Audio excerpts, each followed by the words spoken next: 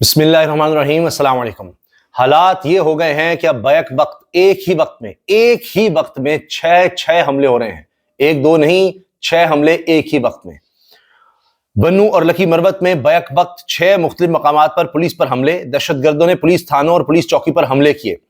اباسا Khattak police چوکی پر firing کے تبادلے میں 3 پولیس اہلکار زخمی، 1 حملہ آور ہلاک ہوا۔ اس کے ساتھ ساتھ 24 گھنٹوں میں 5 تھانوں اور 2 چوکیوں پر حملے کر دیے گئے، اور خیبر پختونخوا پولیس اہلکار دہشت گردوں کے نشانے پر آ گئے۔ یہ آج نیوز، آج ٹی وی، یہ سب کچھ رپورٹ کرا ہے۔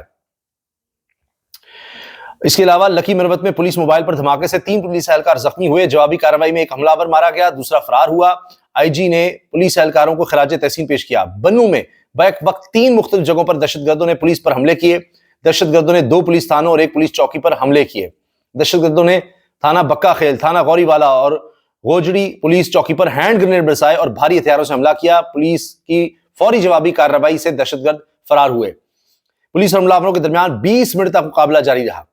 لکی مروت میں بھی تھانہ ڈاڈیا والا اور پنرو پر بھی نامعلوم شدت پسندوں نے بھاری ہتھیاروں سے حملہ کیا۔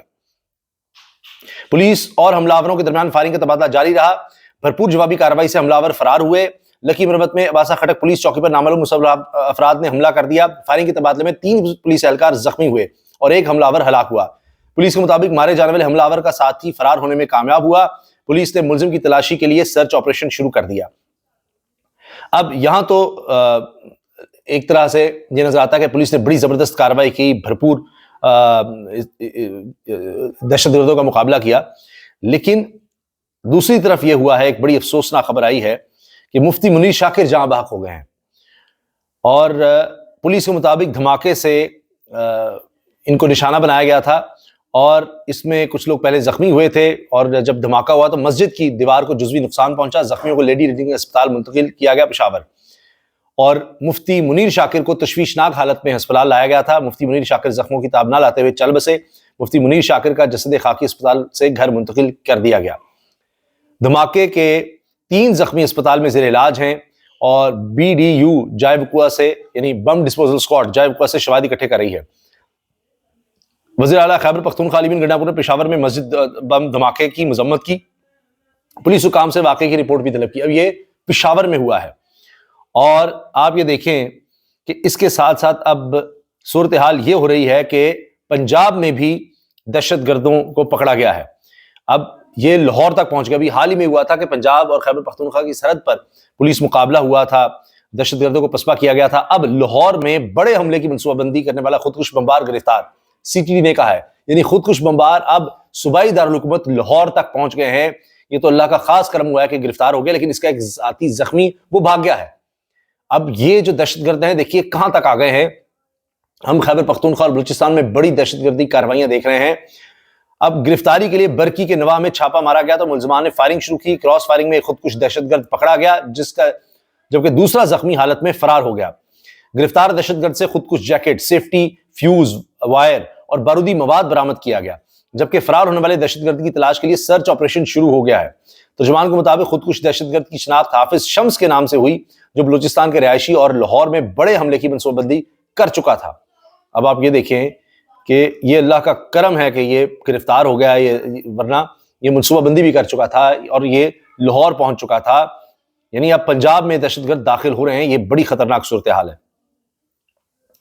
اچھا، اس کے ساتھ ساتھ خیبر پختونخوا میں سیکورٹی فورسز کی مختلف کارروائیوں میں 9 خوارج ہلاک ہوئے ہیں، جبکہ 2 جوان شہید ہو گئے ہیں۔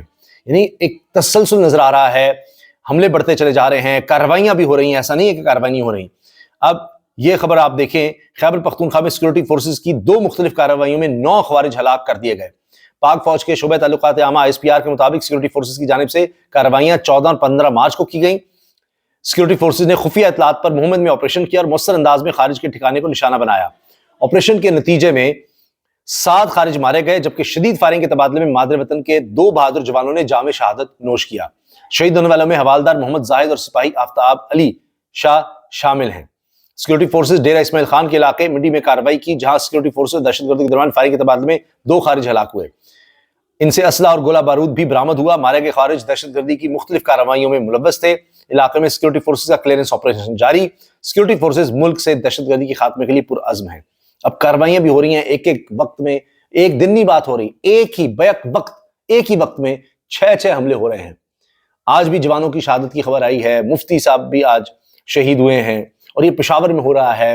یعنی اب مرکز کی طرف، ابھی لاہور سے دہشت گرد گرفتار ہوئے ہیں جو خودکش بمبار تھے. تو آپ دیکھیں کہ کس قدر اس طرح کی خبریں ہولناک آ رہی ہیں. اوپر سے ایک اور خبر جو بڑی معیشت کے لیے تباہ کن ہے، منگلا ڈیم میں پانی کی سطح ڈیڈ لیول تک پہنچ گئی، پانی کا اخراج بند. یعنی اب منگلا ڈیم سے فصلوں کو سیراب نہیں کیا جا سکے گا، نہریں بند، پانی وہاں سے نکل ہی نہیں رہا، کیونکہ منگلا ڈیم پاکستان کا بڑا ڈیم ہے اور وہاں پر اب پانی روک دیا گیا ہے. اس کے ساتھ ساتھ تربیلا ڈیم ڈیڈ لیول سے صرف 3 فٹ اونچا رہ گیا اور آئندہ 36 گھنٹے میں ڈیڈ لیول تک پہنچنے کا امکان ہے. یعنی یہ بھی، تربیلا بھی اور منگلا دونوں ڈیم اب ڈیڈ لیول، منگلا ڈیم میں تو بند کر دیا آپ، یعنی اب پانی کا وہاں اخراج ہی روک دیا کیونکہ ڈیڈ لیول تک پہنچ گیا. تربیلا میں بھی 36 گھنٹے. اب جب میں یہ ویڈیو بنا رہا ہوں تو شاید اب اس میں کوئی 20 گھنٹے رہ گئے ہوں گے. بارشیں نہ ہوئیں تو یہ بہت صورتحال خطرناک ہو جائے گی ہماری فصلوں کے لیے. خوراک کا بحران خدا نخواستہ آ سکتا ہے. یہ حالات ہیں. اور آپ یہ دیکھیں کہ کن لوگوں کے ہاتھ میں ملک کی باغ دوڑ دے دی گئی ہے. کیسی گواہیاں آ رہی ہیں کہ صرف ملک دشمن یا انتہائی نااہل لوگ وہ کام کر سکتے ہیں، اور گواہی بھی گھر سے آ رہی ہے. مفتاح اسماعیل کہہ رہے ہیں کہ پاکستان کی تباہی کی کہانی سناتے ہوئے انہوں نے سینئر صحافی کامران خان صاحب سے بات کی ہے پوڈ کاسٹ میں کہ اسحاق ڈار نے جنوری سے نومبر 2017 تک 11 ماہ میں 10 ارب ڈالر مارکیٹ میں پھینکے. ڈالر کو مصنوعی طور پر 106 پر روکا، برآمدات کم ہو رہی تھیں، کرنٹ اکاؤنٹ خسارہ بڑھ رہا تھا. وہ کہتے ہیں یہ حرکت 2 ہی لوگ کر سکتے ہیں، جو انتہائی نااہل ہو یا وہ ملک دشمن ہو. تو میں ملک دشمن تو نہیں تھا. 17 میں دسمبر میں ایڈوائزر بنا ہوں. نومبر تک ڈار صاحب تھے، وہ اکتوبر میں چلے گئے تو ملک سے 1 مہینہ واٹس ایپ پہ منشی چلائی تھی. پہلی جنوری سے لے کر نومبر تک $10 بلین اسٹیٹ بینک نے مارکیٹ میں ڈالے. $10 بلین 11 مہینے میں، تو بیسیکلی مہینے کا بلین، اس لیے وہ 106 روپے کا تھا. جی 11 مہینے میں $10 بلین، تقریباً ہر مہینے $1 بلین پھینکا جا رہا ہے، ضائع کیا جا رہا ہے. میں پاگل کا بچہ ہوں کہ میں جا کے ڈالر میں اتار لوں اور مارکیٹ میں ڈالوں. چلے میں پاگل بچہ ہوں کہ میں آ کر یہ حرکت کروں. میں ادھر اس کو حال پہ لے آؤں. آج سوچ لیجیے 10 بلین آپ کے پاس ہوتے تو مطلب میں نے کوئی ملک دشمنی نہیں کری ہوئی تھی سر کہ میں سوچیں اگر وہ 10 بلین آج آپ کے پاس ہوتے تو کیا حالات آپ کے اس طرح کے ہوتے، کتنے بہتر ہوتے. کہتے ہیں میں نے ملک دشمنی نہیں کی ہوئی تھی کہ میں یہ حرکت رکھتا، جبکہ مجھے پتا ہے کہ یہ وائبل نہیں ہے، کہ 34% آپ کا صرف 2010 کے مقابلے میں ریئر ایکسپورٹ ہو چکا ہے، کہ آپ کا 3-4 سال سے ایکسپورٹ کم ہوا ہے، بڑا نہیں ہے، کم ہوا ہے. آپ کا امپورٹ جو ہے وہ اب 20% آف GDP سے بڑھ رہا ہے. 80 بلین کا امپورٹ ہو گیا. آپ کا کرنٹ اکاؤنٹ ڈیفیسٹ جو ہے وہ 6% آف GDP پہ ہو گیا. تو کیونکہ میں یا تو میں ملک دشمن ہوں یا میں بیوقوف ہوں، تو میں ایسی حرکت کروں گا. میں دونوں نہیں تھا تو میں نہیں ہوا. بیوقوف یا ملک دشمن. اب آپ سوچ لیں کہ یا اسحاق ڈار بیوقوف ہیں یا ملک دشمن ہے. یہ انہوں نے ان پر الزام لگایا ہے، ثبوتوں کے ساتھ بتا رہے ہیں. خود ان کے مفتاح اسماعیل بتا رہے ہیں، نون لیگ میں رہے. یہ وہ گواہیاں آپ دے رہے ہیں. یہ بہت دل خراش کچھ خبریں ہیں جس میں ماجد نظامی صاحب سینئر صحافی ہیں، وہ بتاتے ہیں کہ جعفر ایکسپریس حملے میں مارا جانے والا 30 سالہ یاسر ہری پور کا رہائشی تھا. افغانستان کی ایک سریا فیکٹری میں کام کرتا تھا. یہ جو بات ہو رہی ہے نا کہ صرف پنجابیوں کو ٹارگٹ کیا ہے، ایسا نہیں ہے. یہ ہری پور کا خیبر پختونخوا کا رہائشی تھا. افغانستان کی ایک سریا فیکٹری میں کام کرتا تھا. 80,000 روپے کما کر عید کی چھٹیوں پر واپس آنے لگا. یعنی اس نے وہاں پیسے جوڑے، عید کی چھٹیوں پر وہ پاکستان واپس آ رہا تھا. ایک تو اب حال یہ ہو گیا کہ کمانے کے لیے افغانستان جانا پڑ رہا ہے، اتنی بے روزگاری پاکستان میں. وہاں اس نے پتہ نہیں کس طرح بیچارے نے 80,000 جوڑے، پھر عید کی چھٹیوں میں واپس آنے لگا. تو پاکستان اور افغان طالبان میں کشیدگی کی وجہ سے طورخم بارڈر بند کر دیا گیا. وہاں سے چمن بارڈر گیا بلوچستان میں اور کراس کر کے کوئٹہ آیا. یہاں سے ٹرین پر سوار ہوا تو بلوچ لبریشن آرمی والوں نے شناختی کارڈ دیکھ کر 5 گولیاں ماری. 80,000 کی جمع پونجی لوٹ لی گئی. لاش واپس لانے کے لیے گھر والوں کے 2 لاکھ روپے لگ گئے. ذمہ دار کون؟ ماجد نظامی کہہ رہے ہیں. اب کیا انسان کہیں، وہ کس طرح بیچارہ 80,000 روپیہ اس نے جوڑا، وہ بھی لوٹ لیا گیا. اور وہ گھر والوں کے لیے جو 80,000 لے آ رہا تھا، کیا مزدوری تھا، کہاں ان کے پاس اتنے پیسے ہوں گے. 2 لاکھ روپیہ اور گھر والوں کو الٹا لگ گیا اس کا جسد خاکی لینے کے لیے، اس کی باڈی لینے کے لیے. اوئے ہوئے ظلم دیکھیے. حامد میر صاحب کہتے ہیں بیلے والوں نے صرف پنجابیوں کو نہیں بلکہ شناختی کارڈ دیکھ کر خیبر پختونخوا کے مسافروں کو بھی نشانہ بنایا. انہوں نے کسی سے پوچھا بھی نہیں کہ تم کدھر سے آ رہے ہو، کدھر جا رہے ہو. افغانستان سے آنے والے ہری پور کے یاسر کو بھی گولی مار دی اور بتا دیا کہ دہشت گردوں کا کوئی مذہب، زبان اور قومیت نہیں ہوتی. اوئے ہوئے کتنا ظلم کیا ہے، کتنا ظلم کیا. استغفر اللہ استغفر اللہ. مگر آپ دیکھیں ساتھ ساتھ دہشت گردوں کے تو جو ظلم کی داستانیں نظر آ رہی ہیں، اس کی تو انتہا ہے. مگر یہ دیکھیں کیا ہو رہا ہے. انا للہ و انا راجعون. عمران صادق کی والدہ قضاء الہی سے وفات پا چکی ہیں. بیٹے کی سزا کے دوران دونوں والدین چل بسے. خدارا آج عمران صادق کو جنازے میں شرکت کی اجازت دے دی جائے. یہ ایسا دردناک سانحہ ہے جو کبھی نہیں بلایا جا سکتا. اس کی فیملیز مسلسل بیٹے کی رہائی کے لیے سوچتے رہے. یعنی پہلے والد کا انتقال ہو گیا جب یہ گرفتار تھا، یہ تحریک انصاف کا بتایا جا رہا ہے کارکن ہے، اور اب والدہ کا بھی انتقال ہو گیا. دونوں والدین دنیا سے چلے گئے جس دوران میں وہ جیل میں ہے. ہوئے پی ٹی آئی کے تمام MNAs, MPAs, senators اور ٹکٹ ہولڈرز کو اس واقعے پر فوراً ویڈیو پیغامات جاری کرنے چاہیے تاکہ پورے ملک کو پتہ چلے کہ ملک میں کس طرح اس وقت یزیدیت کا راج ہے. اب دہشت گرد تو دہشت گرد ہیں، مگر حکومت اتنا تو کر سکتی ہے. جو لوگ جیل میں ہیں ان کے والدین انتقال کر رہے ہیں اگر، اور وہ ایک پولیٹیکل پرزنر آپ کہہ رہے ہیں، سیاسی کارکن ہیں، تو کم از کم انہوں نے جرم بھی کیا ہوگا، مان لیا، وہ سزا بھی بھگت رہے ہیں.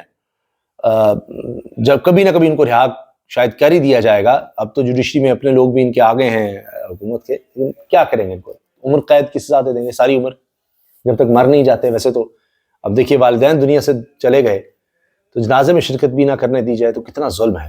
بہرحال کیا کہہ سکتے ہیں.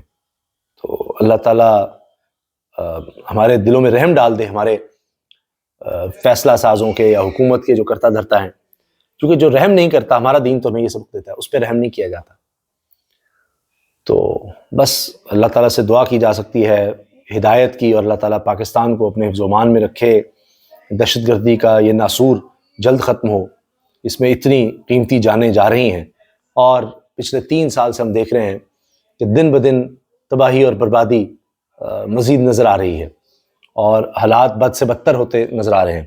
مگر حکومت میں شامل لوگوں کے آپ بیانات دیکھیں، آپ ان کی پریس کانفرنسز دیکھیں، تو ایسے لگتا ہے کہ ان کو دہشت گردی سے زیادہ فکر ہے سیاسی مخالفین کی، کہ ان کو کیسے دبا کے رکھنا ہے.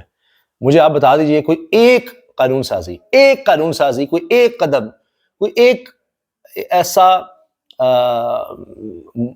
معاملہ کہ جس میں آپ کو نظر آئے کہ انہوں نے دہشت گردی کے خاتمے کے لیے کچھ کیا ہے.